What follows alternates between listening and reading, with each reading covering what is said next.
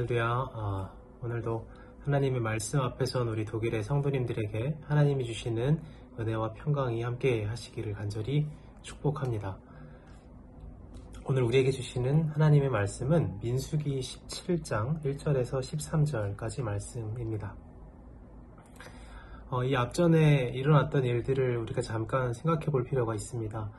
13장, 14장에서부터 이제 정탐꾼들의 불만과 불평에 이어지고 하나님께서는 15장에 다시 이스라엘과의 언약을 갱신하십니다.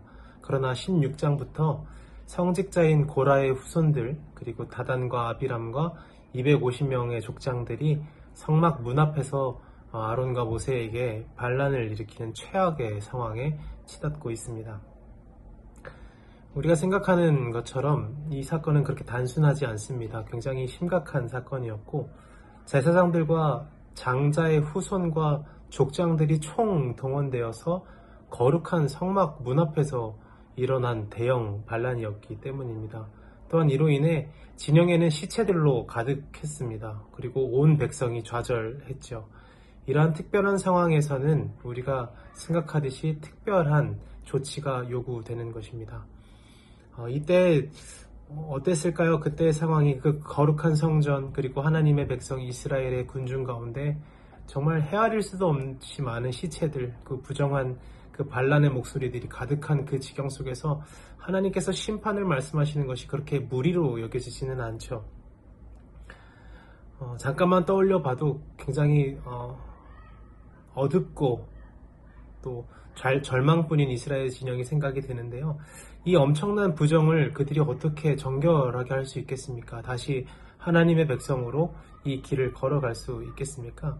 먼저는 이 특별한 부정의 상황을 위해서 속죄제를 집행할 제사장의 정체성이 확실하게 되어야 됩니다. 이 엄청난 부정을 온전히 정화할 수 있는 그리고 새로운 속죄제가 규정이 되어야 할 것이고요. 궁극적으로는 하나님께서 이들을 어떻게 속죄할 것인지를 그들에게 가르치시고 어떤 절차를 통해서 이들을 다시 한번 희망을 주실 수 있을지 그것들을 가르치는 장면이 오늘 우리가 읽은 내용이라고 할 수 있겠습니다. 읽으신 것처럼 하나님께서는 각 지파별로 지팡이를 하나씩 모아서 증거의 장막 안에 2개 만드십니다. 12개가 있었겠죠. 그리고 이튿날 모세가 그 지팡이를 확인하러 들어갔을 때 아론의 지팡이에만 싹이 나고 꽃이 피고 열매가 열립니다. 이것이 상징하는 게 뭘까요? 하나님은 그런 능력이 있으시다? 그것도 있겠지만 분명한 것은 하나님께서 이 이스라엘 민족을 위해 택하신 대제사장이 아론이라는 겁니다. 그것이 하나님의 질서인 것입니다. 그들은 어떻게 아론에게 그렇게 큰 권한이 주어지느냐? 자신들은 인정하지 못하겠다라고 말을 했지만 하나님께서 이 지팡이 사건을 통해서 분명하게 확실하게 하시는 것은 아론이 내가 택한 너희의 대제사장이라는 것입니다. 그것이 하나님께서 이스라엘을 정결하게 하고 속죄하시는 질서를 전할 수 있는 대제사장인 것이죠. 우리 삶 속에 예기치 않은 사고가 터지고 또 내면이 무너지고 온통 혼란에 휩싸일 때가 종종 있습니다. 그럴 때 가장 먼저 기억해야 하는 것이 무엇일까요? 그것은 바로 질서입니다. 내면의 생기를 잃어버린 채 질서만 주장하는 것도 문제가 있겠지만 질서가 없이도 건강한 삶을 영위할 수 있다고 생각하는 것도 옳은 생각은 아닙니다. 우리 인생의 질서가 무너진다면 균형도 건강도 당연히 무너질 것이고 그것은 영적인 부분도 크게 다르지 않습니다. 하나님은 지금 이 질서가 무너진 채 온통 혼란과 또 잔혹함과 절망만 있는 이스라엘 진영에 다시 한번 질서를 세우기를 원하고 계시는 것입니다. 하나님께서는 이 부정한 상태를 정화하시려고 제일 먼저 하신 일이 백성들에게 아론의 대제사장직을 확정하시고 인정해 주십니다. 이것은 너무 중요한 일인데 왜냐하면 그들을 정화할 수 있는 유일한 길이 대제사장에게만 있기 때문입니다. 하나님께서 그 대제사장을 통해서 제사를 받으시고 그들을 깨끗하게 하셔서 다시 그들이 하나님의 백성으로 살아갈 수 있는 것이죠. 우리의 죄의 문제, 우리의 삶 속에서 우리의 연약함과 부끄러움의 문제, 그것들은 어떤 지식이나 권력, 자기의 능력으로 해결할 수 있는 문제가 아닙니다. 우리의 부정은 오직 하나님께서 세우신 질서, 하나님이 세우신 대제사장으로만 해결할 수 있는 것입니다. 그것은 오늘 우리가 믿는 바와도 크게 다르지 않습니다. 우리의 대제사장이 누구십니까? 바로 예수 그리스도이시기 때문입니다. 히브리서 4장 14절에서 16절 말씀에 보면 이런 말씀이 나와 있습니다. 그러므로 우리에게 큰 대제사장이 계시니 승천하시니 곧 하나님의 아들 예수시라. 우리가 믿는 도리를 굳게 잡을지어다.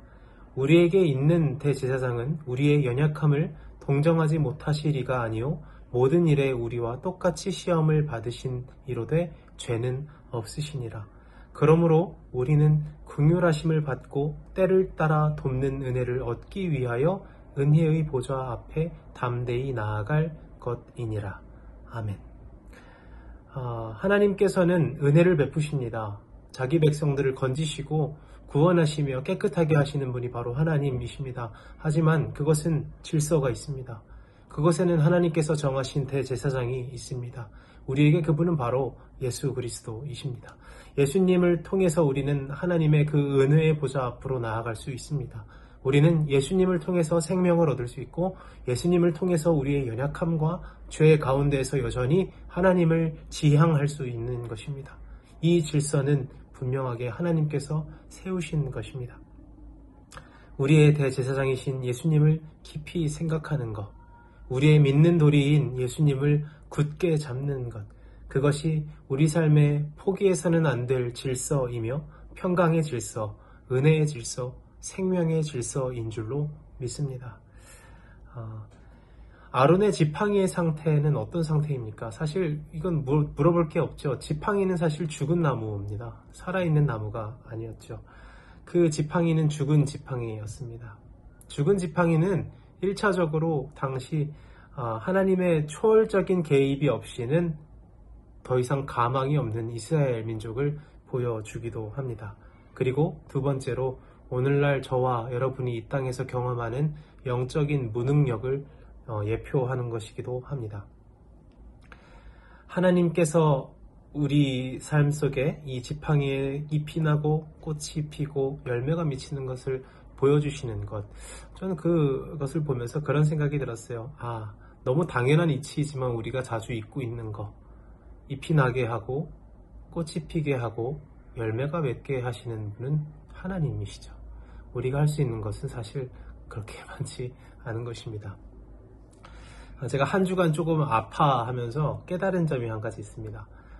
밤새 막 고열로 아무것도 하지 못하고 끙끙 앓기만 하면서 이제 밤을 지새우다가 다음날에 이제 부모님께서 저희 집에 오셔가지고 죽과 약을 사 오시고 또 물수건을 적셔 주시고 건드리지 못한 이제 설거지를 조금씩 정리해 주셨습니다. 제가 그걸 보면서 그런 생각을 했어요. 우리 인생 다 자기가 스스로 책임지고 결산하고 뒤처리할 수 있을 것 같은데 과연 그게 가능하겠습니까? 그것은 불가능한 일일 것입니다. 우리가 젊고 건강할 때는 알지 못하지만 이것이 언제까지 유지되겠습니까? 우리의 몸은 쇠하고 병 걸리고 언제나 아플 수 있고 예기치 않은 사건 사고에 휘말릴 수 있는 것이죠. 어느 순간 잎이 지고 꽃이 시들고 열매는 떨어지는 때가 오는 것입니다. 죽은 막대기와 같은 시기가 우리 인생에는 찾아오겠죠. 그때 우리 인생에는 생명력은 찾아볼 수 없고 신선함도 없고 온통 구습과 고집, 버리지 못한 미련과 욕심, 껍데기만 남은 순간이 되지 않겠습니까? 아마 너나 가리지 않고 찾아올 것입니다. 그러한 우리 생기 잃은 우리의 모습 속에서 우리가 믿는 영원한 생명, 하나님의 나라로 우리를 이끌어가는 존재가 누구겠습니까? 그것은 우리가 아닙니다. 그것은 하나님이십니다. 우리의 불필요한 구습들을 다 버리시고 미처 정리하지 못한 것들을 뒤처리하시고 또 설거지하시고 우리를 깨끗하게 하셔서 당신의 영원한 그 생명의 나라로 들이시는 분은 하나님이신 겁니다. 죽음밖에 없는 우리의 남은 인생에 잎이 나게 하시고 꽃이 피게 하시고 열매가 맺게 하시는 분은 오직 하나님이신 겁니다. 그것이 하나님의 질서이고 우리의 무능력함이 거기에서 드러나기도 하는 것이죠.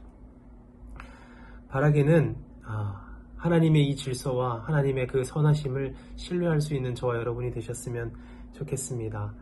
아론의 지팡이 그리고 대제사장이신 예수 그리스도, 하나님의 질서와 그 속에 있는 하나님의 영원한 생명, 날마다 삶 속에서 누리며 살아가는 복된 우리 형제 자매님들, 독일의 귀한 성도님들 되시기를 주님의 이름으로 간절히 축복합니다.